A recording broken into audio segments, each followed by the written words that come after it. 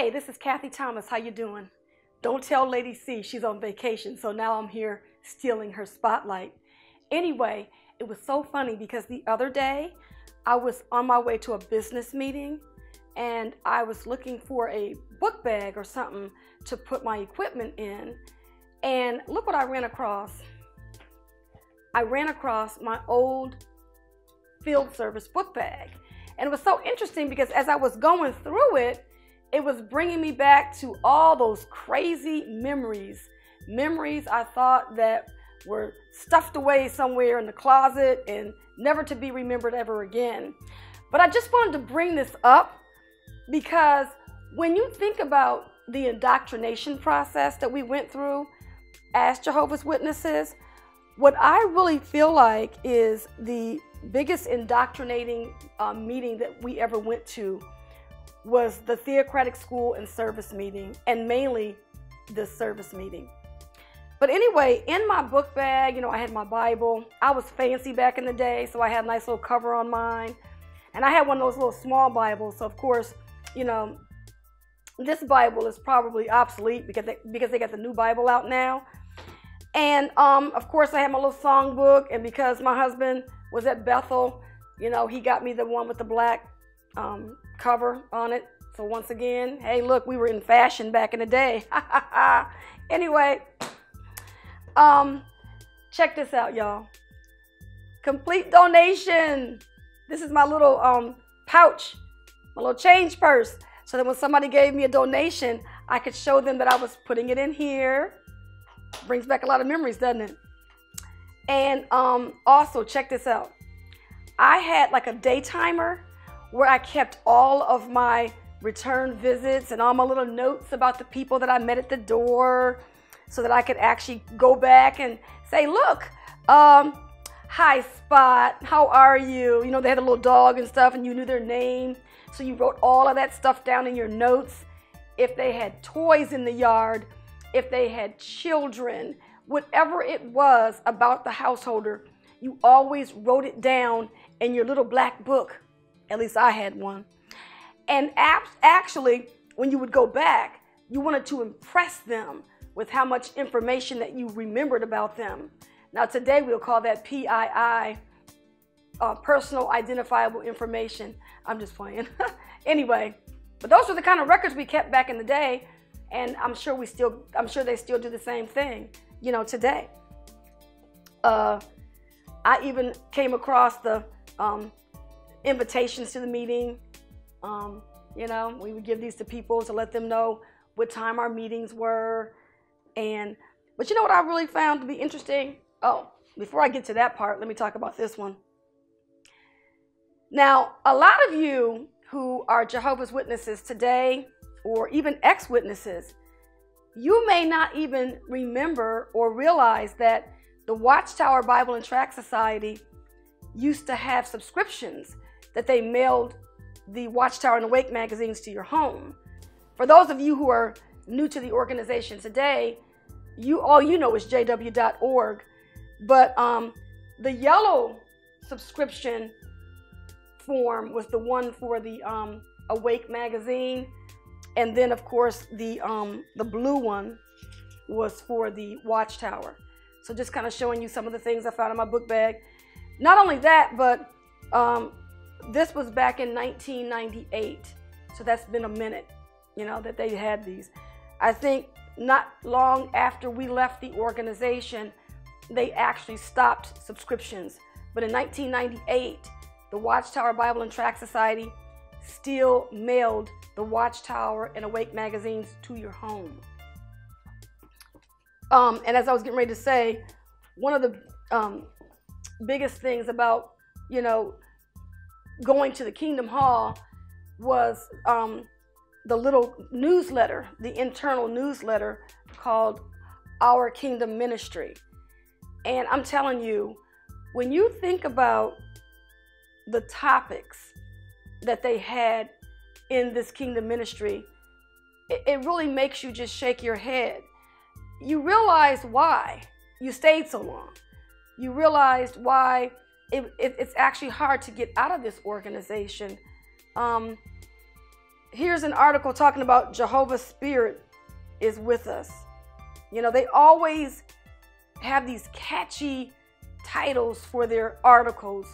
They even had one about having a thorn in your flesh. This was the May 1998 KM. Do you have a thorn in your flesh? And basically, that was talking about people who were sick and couldn't get out in field service. They called it a thorn in your flesh. It's amazing how they have a play on words. In this particular KM, the insert was talking about the 1998 God's Way of Life Convention. I'm happy to report that JT and I did not make it to that convention because we were fading and we actually left the organization during that time. And although we were happy that we, did not attend that convention, it was the first convention that we had not attended, and especially since we had been married. That was a difficult time for me because I was having some issues about not being there, because even though I knew it wasn't the truth, it just left me with an eerie feeling like we were the only people left in town. Because remember, we're losing our support group. Everybody that was on our support team was at that convention. So, when you first leave the organization, it's a hard way to go because you don't have anybody. Back in the day, we didn't have YouTube. We didn't have Facebook. We didn't have social media the way most of you have it today. So when we, did not attend this convention, I actually felt like JT and I were the only ones in the city because our conventions were held in Richmond, Virginia. And at the time, we were living in Alexandria, Virginia. So even though there were hundreds of thousands of people in Alexandria, Virginia, I simply felt like we were there by ourselves because we didn't know those people. We didn't have any friends in town. So it was difficult for us, or for me. And, just kind of looking through the KMs really helps you to appreciate that the indoctrination process at the Kingdom Hall is very strong. And for those of you that are, tuning in to this video, I want you to really think about your life and if you're still going to the Kingdom Hall. I'm talking to you right now because I really feel like I was like a hamster in a wheel, and I literally believed everything that the society taught me about, the need to be at the Kingdom Hall, not realizing why.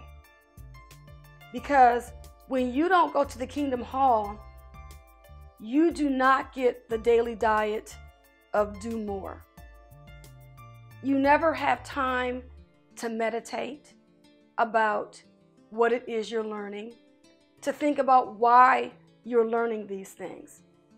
And in this May 1998 Kingdom Ministry, there is an article in here, and the article is, what are your plans for the summer?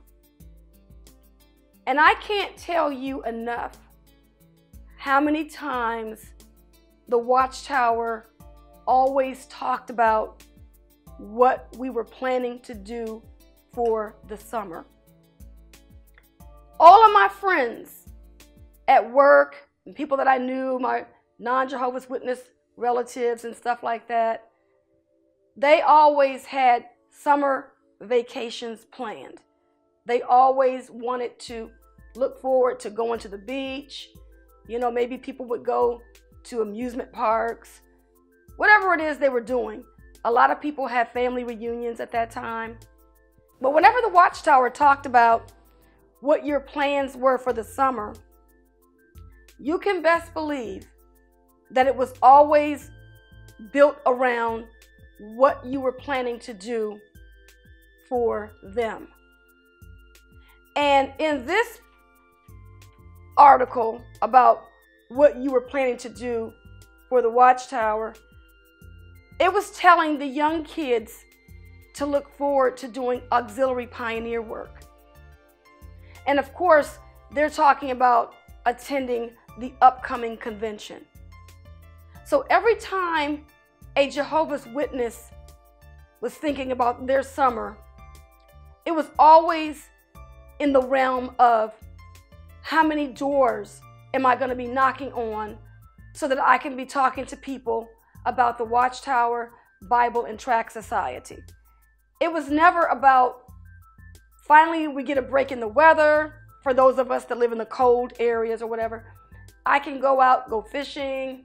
I can hang out with my family, take them to the beach. You know, we can go to the amusement parks. We can go hiking, just anything like that.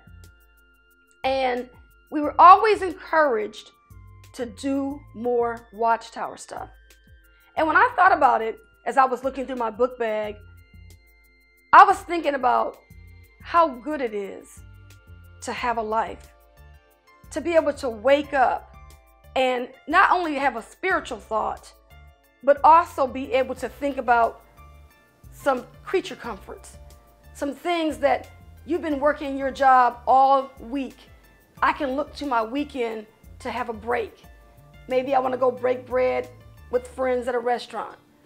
Maybe we want to go just a weekend getaway, a ski trip, just anything that we can do to enjoy ourselves over the weekend. We could never do that because every waking moment of our lives was geared around reading our daily text, reading the Watchtower's publications, thinking about how we can talk more about this religion. In fact, I do remember finding an article in one of these KMs, and I'm telling you, when I was going over this, I was like, this is so crazy. But here it is. It was the December 1997 Kingdom Ministry. The article was Speak About Jehovah Every Day. And in the subheadings, it talked about how we should speak about Jehovah in your home, speak about Jehovah with your brothers, and speak about Jehovah to others.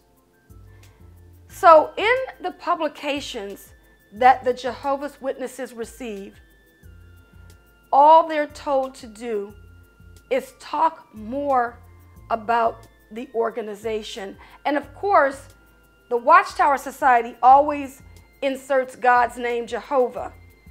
So it's like you're talking about Jehovah when you're really talking about them. And not to mention, the sad thing about this is, when you look at your life as one of Jehovah's Witnesses, think about what your conversation is always about. No one can ever talk about their go-up goals, their desire to seek higher education, their desire to get a promotion on their job. Whatever it is, Jehovah's Witnesses are never really allowed, or I should say allowed, to talk about those things. Because according to this Kingdom Ministry, they're supposed to speak about Jehovah every day. So that does not leave much room for anything else but to talk about Watchtower. So when you're thinking about your life as one of Jehovah's Witnesses, and you're thinking about what it is you talk about, think about some of the things that you're talking about. You're always talking about experiences that you had with an individual that you met at the door, or that you met at the grocery store, or someone on your job, and how you talked about who? The Watchtower. Or you're talking about each other and how this sister should be pioneering, they're not pioneering, their circumstances seem like they should be pioneering. You know, what is it about this person that they're pioneering and they work a full-time job and they got 10 kids? She's married, doesn't have any kids, doesn't work a job at all, but she's not pioneering. These are the kind of things that they talked about in my congregation, because Jehovah's Witnesses only had two things to talk about, either the organization or each other. And that's just how it is. You can say what you want to say, you can believe what you want to believe, but the bottom line is those are the two things that Jehovah's Witnesses talk about, the organization or each other.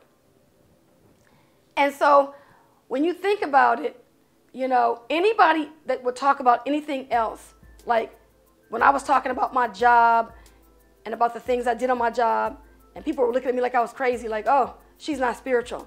So just because I wanted to have another conversation about something else that was not related to Watchtower, then I'm not spiritual.